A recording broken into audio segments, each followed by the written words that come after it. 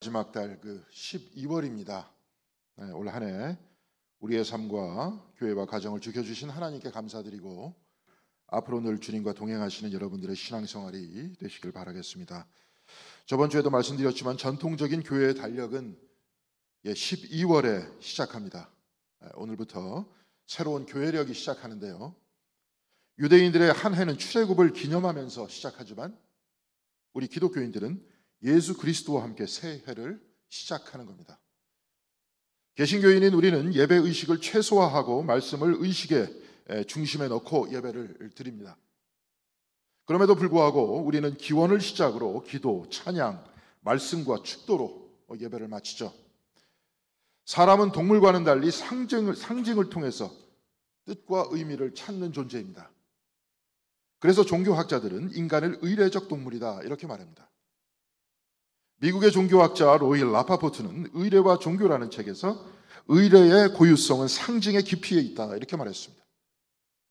의례, 곧 예배는 상징의 깊이에 의해서 그 고유성을 지켜나간다는 겁니다. 먼저 그 고유성이란 무엇이겠습니까?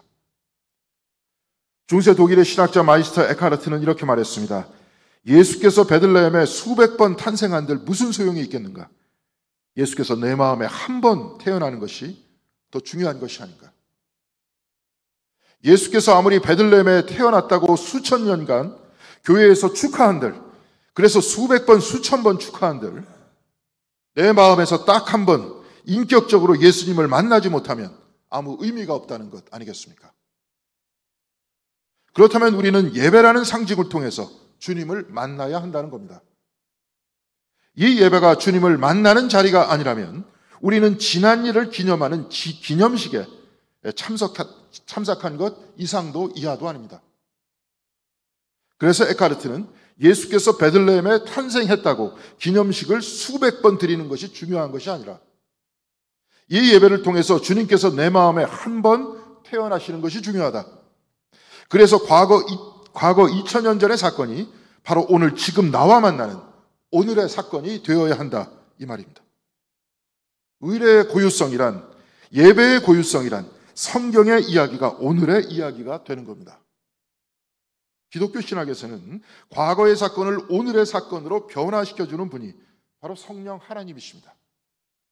그래서 예배는 성령 하나님 안에서 예수 그리스도와 오늘 이 자리에서 만나는 겁니다. 그렇다면 로일 라파포트의 말을 이렇게 바꿀 수 있을 겁니다. 우리는 성령의 역사와 예배의 상징을 통해 오늘 이 자리에서 예수 그리스도를 만난다. 대림절 첫 주일인 오늘 김동선 목사님 가족에서 진 보라색 초에 촛불을 붙였습니다. 이 역시도 하나의 상징입니다. 예배의 고유성은 상징의 깊이에 있다고 했습니다. 다음 주는 연보라, 그 다음 주는 핑크색, 마지막 주에는 흰색 초에 촛불을 붙일 겁니다. 짙은 색에서 밝은 색으로 점점 우리의 마음이 밝아진다는 겁니다. 그리스도에게로 점점 다가간다는 겁니다. 그래서 그리스도께서 내 안에 탄생하시게끔 기도하고 희망하는 겁니다. 그리스도와 내가 인격적인 만남을 갖기를 희망하고 기도하는 겁니다. 그래서 바울이 갈라디아서 2장 20절에 내 안에 예수께서 사신다고 했던 것처럼 그리스도께서 내 안에 사셔서 나를 움직이게 하는 것, 그리스도께서 내 힘이 되는 것, 내 능력이 되는 것, 바로 이것이 대림초에 촛불을 붙이는 의례의 목적인 겁니다. 존 웨슬리는 나는 사람들이 말하는 감리교회가 유럽과 미국에서 사라지는 것을 두려워하지 않는다. 그러나 종교적 형태는 있으나 힘이 없는 분파가 될까 두렵다. 이렇게 말했습니다. 웨슬리는 감리교회라는 조직이 사라지는 것을 두려워하지 않는다고 했습니다. 그러나 그는 감리교회가 힘이 없는 분파가 될까 두려워한다고 했습니다. 그리스도께서 우리 교회에 힘이 되시지 않고는 우리 교회는 하나의 분파일 뿐이다 이 말입니다. 마이스터 에카르트가 저 유대 땅 베들레헴에 예수께서 수백 번, 수천 번 오셔도 아무 소용이 없다고 했습니다. 그리스도께서 내 안에 임재하셔 그리스도께서 내가 힘이 되는 것이 성탄의 목적이라고 했습니다. 웨슬리는 감리교회가 힘이 없는 분파가 될까 두렵다고 했습니다. 예수 그리스도의 능력으로 사는 내가 능력으로 내가 사는 이 신앙이 사라지고 과거의 일만 습관적으로 반복하는 친교 모임이 될까봐 두렵다고 했던 겁니다. 그리스도가 내 힘이 되는 것, 내 능력이 되는 것이 곧 신앙생활이라고 웨슬리는 말했습니다. 그렇다면 그리스도께서 내게 힘이 되는 것이란 구체적으로 무엇이겠습니까? 오늘 설교의 제목은 하나님의 힘과 사람의 위력입니다. 오늘 본문에 맞춰서 왜 그리스도께서 내 능력이 되시고 왜 하나님께서 내 힘으로 살아가야 하는지, 그리고 이와 반대되는 위력이라는 것은 무엇인지 살펴볼 수 있도록 하겠습니다. 미국의 정신과 의사인 데이빗 홉킨스가 최근에 쓴 책 의식혁명이란 책의 영어 제목은 Power vs. Force, 힘 대 위력입니다. 이 책에서 데이빗 홈킨스는 우리는 힘에 의해서 움직이는가 아니면 위력에 의해서 움직이는가, 더 구체적으로 우리는 신앙에 의해서 움직이는가 아니면 세상에 의해서 움직이는가, 이 차이를 성찰하고 있는데요. 그는 영적인 힘과 이 힘과 비슷하지만 남을 강제하는 위력에 관해서 예를 들어서 보여주고 있습니다. 그는 이 책 안에서 힘과 위력의 차이에 관해서 꽤 긴 예시를 보여주고 있는데요. 저는 그중 몇 개만 뽑아서 같이 살펴보도록 하겠습니다. 잘 안 보이시죠? 보이십니까? 예. 자, 왼쪽이 힘이고 오른쪽이 위력입니다. 예. 잠깐 동안 한번 여러분들 보이시는 분들은 왼쪽을 한번 살펴보시고 그 다음번에는 오른쪽을 한번 살펴보도록 하겠습니다. 자, 쭉 한번 읽어보시기 바랍니다. 잘 안 보이시면 제가 한번 읽어드리겠습니다. 자, 왼쪽 힘에는 이런 내용이 있습니다. 원기왕성한, 이끄는, 자발적인, 자신 있는, 재능 있는, 정직한, 차분한, 검소한, 풍부한, 검소한, 겨루는, 돕는, 안목이 높은, 영적인, 이런 걸로 모여져 있습니다. 자, 그럼 오른편에는 비슷한 말인 것 같지만 약간 다른 단어로 이루어져 있습니다. 비슷한 말입니다. 신경질적인, 강제하는, 충동적인, 오만한, 운 좋은, 합법적인, 무딘, 과잉된, 싸구려의, 경쟁적인, 간섭하는, 샘내는, 물질주의적, 이렇게 되어 있습니다. 아마 이렇게 왼쪽에 있는 단어들을 쭉 보고 오른쪽에 있는 단어들을 쭉 본다면 마음에 와닿는 느낌이 다르다는 것을 알 수 있습니다. 힘의 느낌과 위력의 느낌이 다르다는 겁니다. 데이빗 홉킨스는 힘을 자연적인 것이라고 했고 위력을 인위적인 것이라고 했습니다. 왼쪽 힙을 보면 마음도 편안해지고 뭔가 충만한 느낌이 드는데, 오른쪽에 있는 위력을 보면 일단 마음이 긴장되고 부담스러운 느낌이 납니다. 데이빗 홉킨스는 왼쪽의 것은 자연적이기 때문에 편안하다고 말합니다. 그런데 오른쪽의 것은 인위적이고 강제적이기 때문에 마음속에서 묘한 반발을 일으킨다, 이렇게 말하고 있습니다. 데이빗 홉킨스는 간디의 예를 들면서 힘과 위력에 대해서 이렇게 말하고 있습니다. 40kg의 유색 인종이었던 간디는 당시 지포면의 3분의 1을 지배하는 세계 최대의 세력이었던 대영 제국을 물리쳤다. 간디는 대영 제국을 무릎 꿇렸을 뿐 아니라 수세기를 이어온 식민지주의의 드라마에 효과적으로 종지부를 찍었다. 그는 단순히 하나의 원리, 즉 인간의 내재적 존엄성 및 자유, 통치, 자결의 권리를 따랐다. 이러한 권리들은 창조의 신성, 곧 하나님의 형상으로 모든 사람에게 부여받은 것이었다. 폭력은 위력이다. 하지만 간디는 위력 대신 힘으로 살았고 폭력을 일체 금지했다. 간디가 했던 일은 자연적인 것을 따랐다는 것인데요. 이 자연적인 것이란 창조의 신성, 곧 하나님의 형상에 따라 사는 것이라고 했습니다. 모든 사람들은 하나님의 형상을 가지고 있습니다. 이 형상에서 나오는 능력은 위력이 아니고 힘이라는 겁니다. 하나님의 형상으로부터 나오는 존엄성과 양심의 힘으로 살았다는 겁니다. 그러나 영국은 인위적인 위력으로 이 양심과 존엄성을 억압했습니다. 이런 관점에서 보면 신앙생활이란 위력이 아니라 힘에 의해 살아가는 삶의 방식입니다. 웨슬리는 나는 사람들이 말하는 감리교회가 유럽과 미국에서 사라지는 것을 두려워하지 않는다고 했습니다. 그러나 종교적 형태는 있으나 힘이 없는 분파가 될까 두렵다고 했습니다. 그리스도께서 우리의 힘이 되시고 그리스도께서 우리의 능력이 되셔서 우리가 그에 따라 사는 것이 아니라 인위적인 위력으로 살고 아니면 그리스도의 힘이 없는 친교 모임이나 분파가 되는 것이 두렵다는 것 아니겠습니까? 위력은 마음에 걸리는 것 같지만 여전히 위력은 매력적입니다. 데이비드 토킨스는 약한 사람은 오히려 위력에 매료된다고 했습니다. 그러나 인간의 위력이 아무리 대단하다 해도 그것은 시작이 있으면 분명히 끝이 있습니다. 로마는 지중해의 모든 나라와 민족들을 굴복시켰습니다. 그런데 지금 그 로마는 어디에 있습니까? 다 사라지고 역사책과 박물관에만 남아있지 않습니까? 위력으로 세상을 다스렸던 영국은 24시간 해가 지지 않는 나라라고 했습니다. 그런데 그 영국은 지금 어디 있습니까? 그냥 유럽의 한 섬나라일 뿐이지 않습니까? 위력은 영원하지 않습니다. 사람의 목숨도 시작이 있으면 끝이 있듯이 인위적인 위력은 영원하지 않다는 겁니다. 특별히 오늘 우리가 읽은 이사야서 64장 1절 이하는 이스라엘이 바벨론의 포로로 붙들려 갔을 때 쓰여진 말씀입니다. 오늘 본문 이사야서 64장 5절에 바빌론 사람들의 위력에 의해서 괴로워하고 있는 이스라엘의 백성들의 입을 통해서 이사야서는 이렇게 얘기하고 있습니다. 주님께서는 정의를 기쁨으로 실천하는 사람과 주님의 길을 따르는 사람과 주님을 기억하는 사람을 만나 주십니다. 그러나 주님 보십시오. 주님께서 진노하신 것은 우리가 오랫동안 죄를 지었기 때문입니다. 우리가 어찌 구원을 받겠습니까? 하나님께서는 정의를 실천하고 하나님의 길을 따르며 늘 하나님을 기억하는 사람을 만나 주신다고 했습니다. 그러나 내가 주님을 만나지 못한 것은 오랫동안 죄를 지었기 때문이다. 이렇게 말하고 있는데요. 이 죄악에 대해서 오늘 보면 7절에는 이렇게 말씀하고 있습니다. 아무도 주님의 이름을 부르지 않았습니다. 주님을 굳게 의지하려고 분발하는 사람도 없습니다. 그러기에 주님이 우리에게 얼굴을 숨기셨으며 우리의 죄악 탓으로 우리를 소멸시키셨습니다. 아무도 주님의 이름을 부르지 않고 주님을 의지하지 않았다는 것은 본문 5절의 말씀과 같이 주님을 기억하지 않았기 때문입니다. 예배를 드리지 않았다는 겁니다.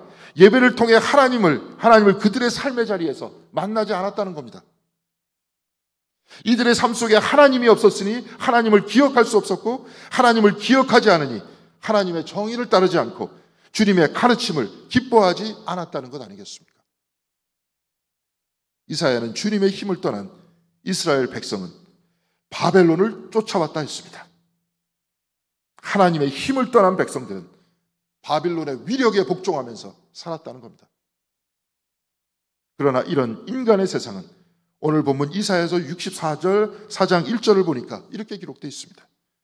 주님께서 하늘을 가르시고 내려오시면 산들이 주님 앞에 떨 것입니다. 바빌론에서 하나님을 잊게 만드는 인간의 위력도 영원하지 않지만 하늘도 산들도 영원하지 않다는 겁니다. 마찬가지로 초강대국인 바벨론도 결코 영원하지 않다고 말하고 있습니다. 시작이 있으면 끝이 있다는 것은 우주의 법칙입니다. 우리도 시작이 있었으니 분명히 끝이 있습니다. 세상의 모든 나라도 시작이 있었으면 끝이 있었습니다. 지구도 태양도 우주도 시작이 있으니까 끝이 있을 수밖에 없습니다. 그래서 오늘 이사야는 하나님께서 하늘을 가르시고 산들도 주님 앞에서 떤다고 말했던 겁니다. 독일 출신의 미국 신학자 폴 틸리는 그의 책 흔들리는 터전에서 이렇게 말하고 있습니다. 인간의 질서, 곧 역사의 질서는 성장과 죽음의 질서입니다. 이사야서 40장 6절의 선지자는 모든 육체는 풀이다라고 말합니다. 한 세대에 이어 다음 세대가 일어나 성장하고 싸우고 고생하고 즐기다가 사라집니다. 그들은 풀입니다. 풀은 시들고 꽃은 졌습니다.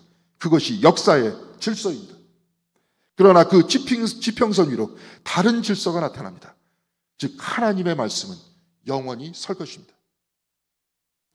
틸리는 인간의 역사는 하나의 질서인데 이 질서는 성장과 죽음의 질서라고 했습니다. 성장한다는 것은 태어나 자란다는 것인데요. 인간의 질서와 역사는 태어나 자라나다가 사라지는 것이 하나의 법칙과 같다는 겁니다. 그래서 이사야 선지자는 모든 육체는 풀이라고 말했다는 겁니다. 풀이 시든다는 것, 바로 이것이야말로 역사의 질서라고 했습니다. 그런데 그 지평선 위로, 곧 인간의 역사의 끝 그 너머로 하나님의 말씀이 선하다고 말하고 있습니다. 오늘 주님께서는 마가복음 13장 24절과 25절에 이렇게 말씀하십니다. 그 환란이 지난 뒤에 그날에는 해가 어두워지고 달이 빛을 내지 않고 별들이 하늘에서 떨어지고 하늘의 세력들이 흔들릴 것이다. 풀과 같은 인간뿐만이 아니라 해도 달도 별들도 하늘도 하늘을 지탱하는 세력들도 그 힘들도 다 흔들릴 것이다. 이렇게 말하고 있습니다. 그러나 오늘 본문 26절에 주님께서는 이렇게 말씀하고 있습니다. 그때 사람들이 인자가 큰 권능과 영광에 쌓여 구름을 타고 오는 것을 볼 것이다. 세상의 모든 피조물이 흔들린다고 해도 인자 되신 그리스도께서는 흔들리지 않고 이 흔들리는 땅에 내려오신다는 겁니다. 인간의 역사를 넘어선 하나님에 관해 또한 폴 틸리는 이렇게 말하고 있습니다. 땅이 늙고 낡아질 때, 나라와 문화들이 죽을 때 영원하신 분이 그 무한한 존재의 옷을 갈아입으십니다. 세상의 모든 터전들은 하나님 위에 놓인 터전입니다. 하나님의 터전은 흔들릴 수 없습니다. 모든 것들은 다 흔들리고 사라질지라도 하나님의 터전, 이 모든 것들의 터전 되시는 하나님은 흔들리지 않는다는 겁니다. 인간은 이 세상의 모든 피조물들은 터전이 되시는 하나님 위에 있는 것들이고 이 세상도 영원하지 않고 사람들은 풀과 같이 시들어서 사라질 것이지만 하나님만이 영원하시다고 말하고 있습니다. 오늘 우리가 읽은 이사야서와 마가복음은 하나님의 나타나심을 어떤 사람의 위력과 같이 느끼게 하지만 하나님께서는 결코 이스라엘 위에 위력으로 나타나시지 않았습니다. 바빌론에서 힘이 겨웠던 이사야는 하늘을 찢고 오늘 이곳에 내려와 달라고 말하고 있었습니다. 마치 바벨론의 황제와 같이 하나님의 위력을 보여달라고 말하는 것 같습니다. 이사야는 산들이 떨고 예측하지 못한 일들이 벌어질 것이라고 했습니다. 그러나 이스라엘이 바벨론에서 가나안으로 들어가는 그날 하늘은 찢겨지지 않았습니다. 산도 떨리지 않았습니다. 그날은 여느 날과 똑같은 날이었습니다. 하나님은 인간의 위력과 같이 사람 앞에 나타나지 않습니다. 여느 날과 똑같은 날, 똑같이 해가 뜨고 해가 지는 그날, 하나님은 고난과 눈물의 역사를 기쁨과 감사의 날로 바꾸셨습니다. 마찬가지로 예수께서 이 땅에 오시던 그날도, 마국간 말구 위에 누우신 그날도 하늘이 찢겨지지 않았습니다. 산들도 흔들리지 않았습니다. 여느 날과 똑같은 날이었습니다. 그리고 주님께서는 화려한 헤롯의 궁전에도 빌라도의 총독부에도 오지 않았습니다. 평범한 베들레헴 마국간에 오셨다고 마태복음에서는 말씀하고 있습니다. 그러나 이 자연스럽고 평화로운 하나님의 힘 위에 이 세상이 있고 저와 여러분이 있습니다. 이 세상과 우리는 사라지지만 이 우주도 영원하지 않지만 하나님은 영원하십니다. 사랑하는 성도 여러분, 우리는 이 흔들리는 세상 안에서 흔들리지 않는 하나님을 바라보는 것입니다. 이 세상과 우리는 사라지지만 이 우주도 영원하지 않지만 하나님은 영원하시다고 했습니다. 오직 영원하신 하나님 말이 우리를 구원하러 내려오신 그리스도만이 우리를 영원하게 할 수 있다는 겁니다. 그래서 폴 틸리는 예언자들은 파괴와 절망을 넘어서 하나님을 바라보았다고 말하고 있는 겁니다. 사랑하는 성도 여러분, 웨슬리는 감리교가 힘이 없는 종교적 분파가 되는 것을 두렵다고 했습니다. 하나님의 능력이 없는 껍데기만의 교회가 되는 것, 오직 인간의 위력만 남아있는 사람의 집단이 되는 것을 바로 그렇게 될까봐 두려워한다고 했습니다. 그렇다면 오늘 이 감리교회, 우리 교회는 지금 어디 있습니까? 하나님의 힘과 능력 안에서 사랑과 정의로 살아가는 신앙인들이 모인 곳입니까? 아니면 사람의 위력이 지배하는 곳입니까?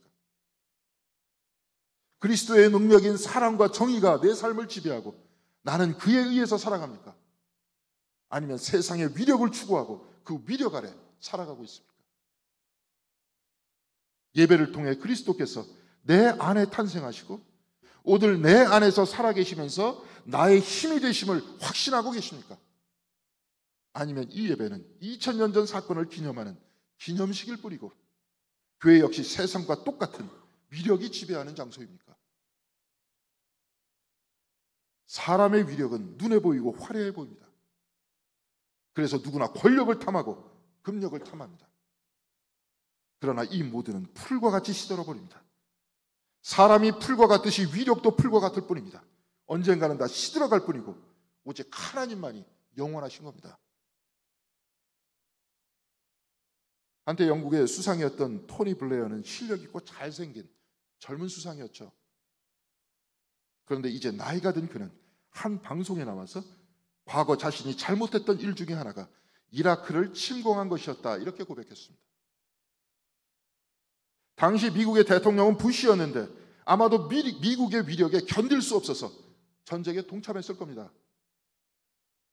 이제 많이 늙어버린 그는, 이제 위력이 사라진 그는 이라크를 침공한 그날을 후회한다고 말했습니다. 토니 블레어 역시, 전쟁을 일으켰던 부시 역시 풀과 같이 사라져버릴 것입니다.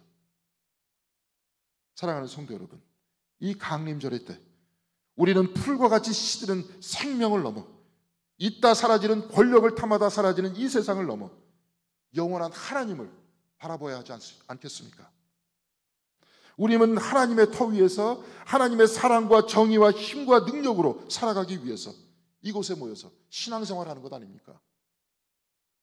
그리고 이 강림절기 분명히 예수께서는 우리에게 오십니다.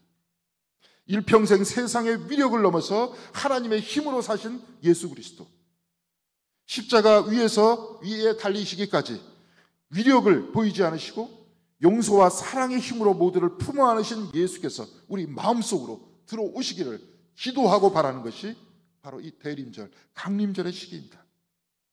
이 강림절기 하나님의 힘으로 오시는 주님을 묵상하시면서 위력이 다스리는 이 세상을 넘어서 하나님의 힘과 능력으로 살아가시는 저와 여러분들이 되시길 바랍니다.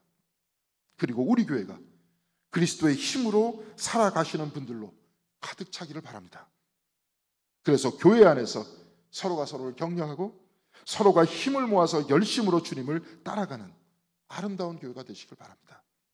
그래서 이 공동교회가 하나님의 힘이 다스리는 교회, 그리스도의 힘인 사랑과 정의가 우리의 마음과 교회 전체와 여러분의 가정 전체를 가득 채운 아름다운 교회, 아름다운 가정, 아름다운 우리들의 신앙생활이 되시기를 주님의 이름으로 간절히 기원드리겠습니다.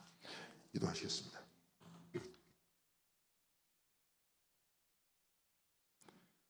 사랑하고 은혜가 충만하신 하나님 감사드립니다. 오늘은 그리스도의 힘과 세상의 위력에 대해서 생각해 봤습니다. 언젠가부터 위력이 교회 안으로 들어오기 시작하고 위력이 교회를 지배하기 시작했습니다.